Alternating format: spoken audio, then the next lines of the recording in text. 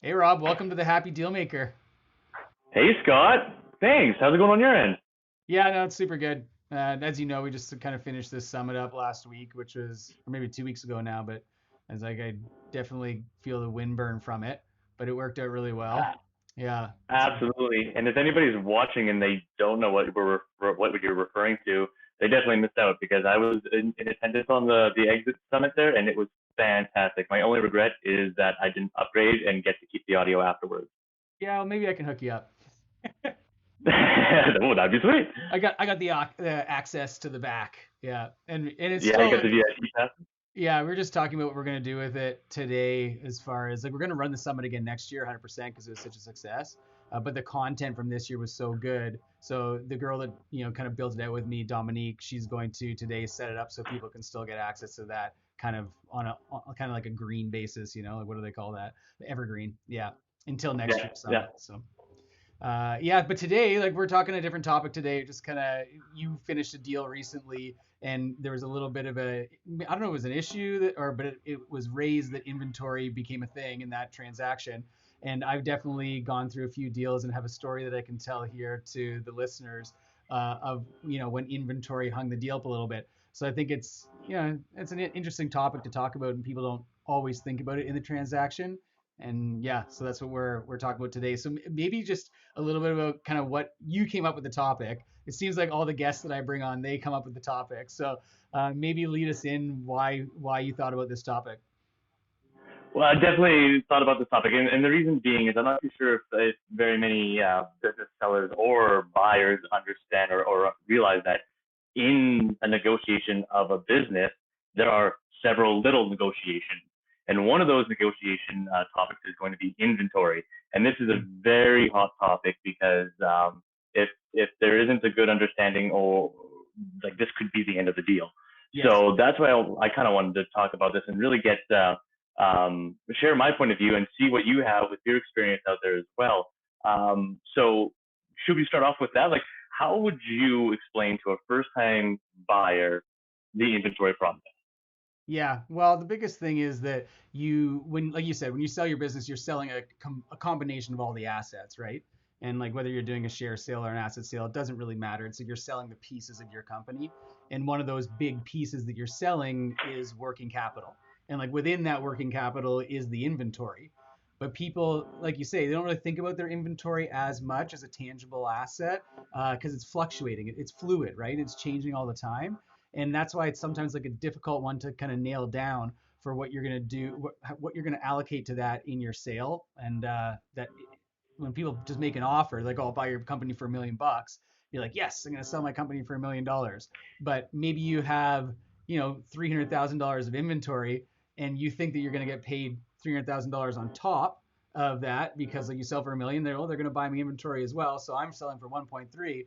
So the problem arises when the buyer is thinking they're getting everything for $1 million, and the seller thinks they're going to get 1.3 at the end of the day, and then all of a sudden, ooh, there's no alignment, so you get this little bit of friction. And I think that's the issue, right? It's like it's Yeah, always just clarity. Like both sides need to have clarity. So I mean, I didn't really kind of ramble a bit and necessarily answer your question directly, but that's the issue, and we can talk about that. Maybe I can tell you the story I was going to tell on this, and that can maybe okay, help people go out go for it.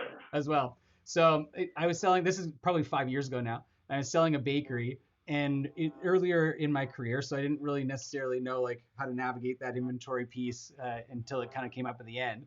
And so we count the inventory, and then like you said, you get this like issue where the buyer doesn't want to pay as much as the seller wants for the inventory. So we had a little bit of a challenge there.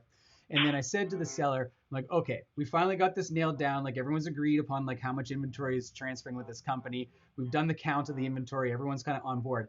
And I said, please, please, if you have anything that's like getting ordered, that's coming in anytime around the sale date, I'm like, just cancel it. I'm like, I don't want any more stuff coming through and like messing with our inventory number because we've already done this negotiation. And they're like, yeah, yeah, yeah, for sure, for sure, for sure. And so again, this is bakery, right? And so day before close, in comes $900 worth of flour, right? It's just like Oh gets delivered, no. shows up, we have $900 worth of flour, and like obviously it just like stimulates, like lights this fire back up that okay, well, what are we doing with this $900? It's $1,000, right? And like it's already high tension around the inventory.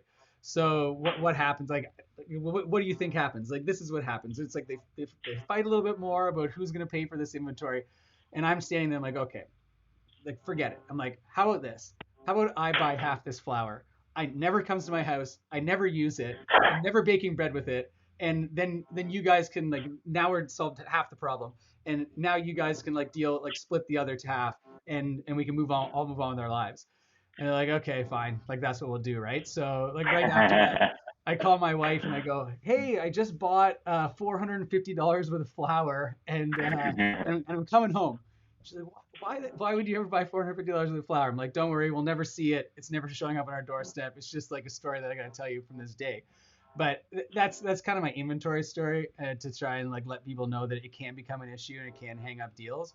So I guess maybe we can talk a little bit about how do you resolve that? Like in this last transaction that you were part of, like how do you deal with it, from the get-go to not get stung by it? I'm so stoked for all these inventory stories. Okay, so I'll hold off on my story for right now, but Yeah. so I guess I'm okay with jumping into actually what we put into like our LOIs LOIs. We'll stick with those. So um, inventory changes every day.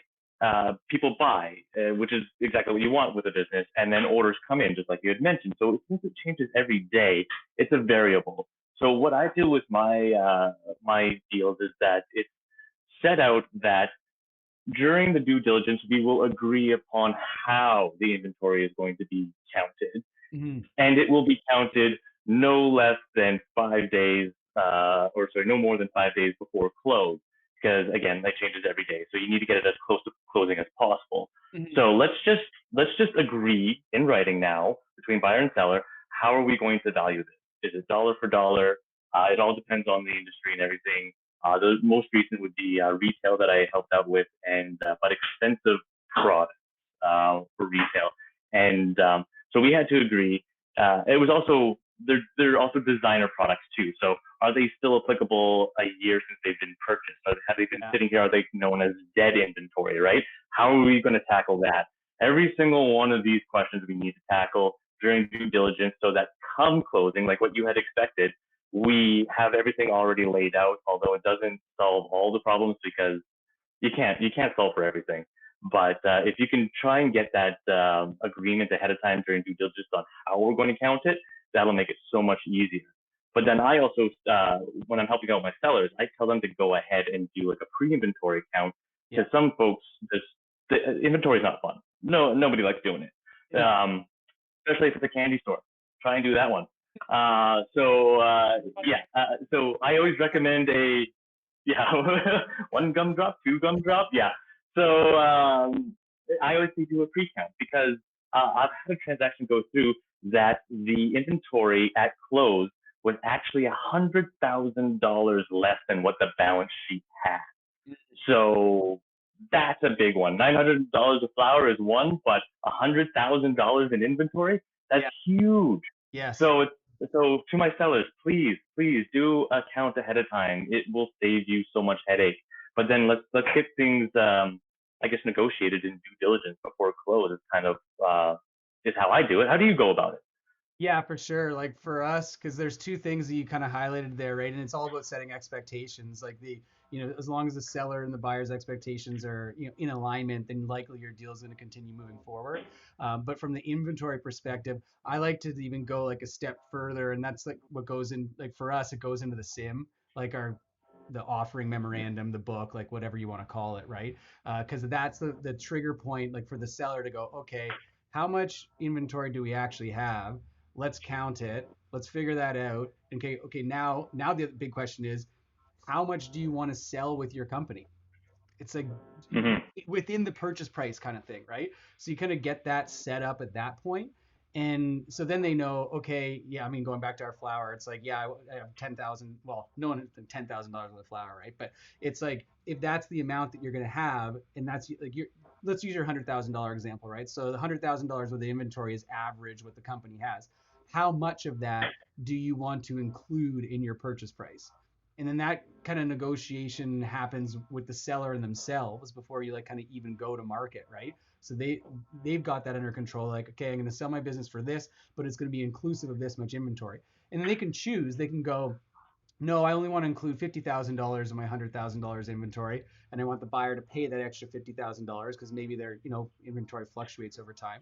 But then it's set. It's like, okay, we're gonna sell Yeah. the company. It's gonna come with this much, so everyone's like has expectations there, and then it goes to like what you were talking about. As you get closer to the finish line, you're doing that that count to see where you're at, and then things can be adjusted from there. But that's how I do it because I just find it helps with setting expectations a little bit. Sure. And as long as, like I said, as long as everyone's aligned, then you don't have surprises. So then it doesn't get the deal hung up, and away they can go. All right. Okay. Let's play another scenario here. You're Yeah. representing seller. I'm representing buyer, or I'm buyer. Let's just say I'm buyer. Um, I want to buy your business, but you know what? I want a deal on the inventory. I don't want to pay full pop because why am I going to buy it from you when I can just go to the supplier and buy it brand new from them for dollar for dollar? Why am I buying it from you dollar for dollar? Well, you're like then it becomes like how much do you want to buy from me, right? And then like I don't know. That's why it's nice to set. It's like, okay, like in that scenario, if I'm representing the seller, it's like we've already chosen like how much we want to sell, and then Yeah. it depends. Like if you only want to buy a certain amount of it, and you're going to kind of chip away, then now we're just into a negotiation, right? And like I guess it was like, Yeah, but why wouldn't you want the inventory? Like it's our if it's spoiled for sure. Like you said earlier, like you got spoiled inventory or you got obsolete inventory. That's not sellable anyhow, right? It's like so yeah, let's like I got to work like on my behalf. I got to work with my seller to set expectations and be like this stuff you had on your shelf since 1997, like it's not going anywhere. And you know what? Nobody's buying it. Like the market isn't buying it, the buyer isn't buying it. It's garbage, right? So just kind of get yeah. rid of it.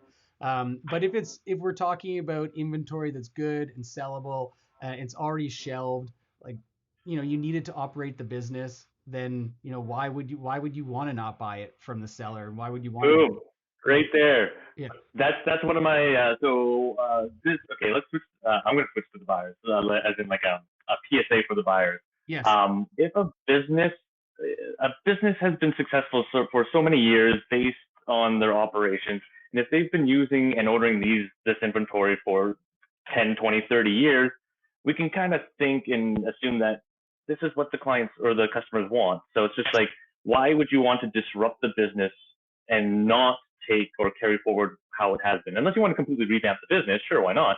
But if you're buying the business to run the business as it has, why wouldn't you take the rest of the inventory? Because I see these questions come from buyers. And the next one here actually is if if the seller, depending on the industry, if the seller has a relationship with the supplier that they can actually return product, hmm why would they give the buyer any discount? They can just give it back to the supplier dollar for dollar. An example could be tobacco products. Like there's not a huge markup on tobacco products in the first place, yes, but especially with the supplier, you can give it back to the tobacco control board there for dollar if it's not sold. So why would I give you a discount if I could just get my dollar back? So just hmm kind of giving perspective, different points of view during the transaction that we get to see, but not everybody else gets to see. So yeah, I think the big takeaway is like just get that hammered out early and get both yeah, parties understanding, because if you're dealing with a buyer who it's the first company they purchased, they also might not be thinking about the inventory, right? And so that's why it becomes an issue. And the seller, they first time they sell their company, they might not be thinking about the inventory either, and then it becomes an issue. But going back to like the stuff that's already sitting on the shelf, I would argue that seller, if they have a relationship with that supplier and they've been working with them for multiple years, they probably get better rates already. So that mm-hmm. inventory on the shelf has probably been purchased at a cheaper rate than what the buyer could go out and buy it in the marketplace for from scratch, right? So Yeah. yeah. That's huge. Well, I'm really glad that we got to have this conversation there and kind of and share the points of view because yeah, it's inventory. There's a number of key negotiations within a business sale, and inventory is definitely one of them. And I have seen deals fall apart on that hill. So it's just like I would love to share this knowledge with everybody else and like you said, yeah, let's jump on that earlier, sooner than later, so that we don't fall apart at that stage. We should do. We should, because this has been a really cool episode, I think, and basically just like take apart the parts of the deal, Yeah, and maybe just come at it from the angle like you said, where what's killing the deals, like where's yeah, the major hangups, and then we can just pick those apart along the road. Because inventory is, like you said, it is one of the elements. And one of the interviews yeah, that I had with Keith from Chinook Mergers and Acquisitions. He's like, there's many ways a deal can die, but there's not that many ways that it can survive, right? So it's like if yeah. we can kind of eliminate the ways that it's going to collapse and help people out on these calls, then that'd be great. And also like this is a token of negotiation. Like if say you are hung up on a certain item like price Yeah, of the actual business, this is an opportunity for you to say, hey, I will give you full asking price. However, I need a deal on the inventory, or vice versa. mm-hmm. I'll pay you for all the inventory that you have, but I'm going to need something up front on the price. Um, it's every single negotiation is a token of negotiation in itself. So it's Yeah. fun. It's really fun. Yeah, the other thing too is like if your buyer, inventory is nice because if your buyer can't actually come up with that full purchase price, inventory is not a bad way to bridge that gap, right? Because as the Hmm. seller, you've already purchased the inventory, it's sitting there, that money's already gone out, and now you just have the inventory there, right? So then the buyer has to come in and purchase that inventory, obviously. But if they can't make that full purchase price, then you can essentially like finance them on the inventory, and they can pay the inventory over time, and that allows the deal to complete, right? So there's all sorts of different ways of skinning the cat, shall I say, but Oh yeah, it's inventory is a big piece. It's the working capital. Like if we dive into working yeah. capital, that'll like spin people's brains a little bit because that takes a while to even wrap your head around as a broker. But inventory is a piece of it. Oh yeah, and what do you do with employees? There you go. Like all of these. Like we could be Yeah, episode after sweet. episode. We got lots here. All right, beauty. Rob, thanks for dropping into the Happy Deal Maker, and we'll make it a little bit of a recurring thing here and come up with another topic for our guests. If people even want to put in the comments below what topic they would want us to cover, then you're welcome to do that, and I'll check back on it. Yeah, And uh, and yeah, and we'll see you kind of in the next episode. absolutely. This has been fantastic. Let's do this some more. And like you said, hey, if you guys got questions, throw them down below. We will help you out. That's what we're here for. Beauty, awesome, Rob. Thanks. Talk to you in a bit. All right. Take care, man.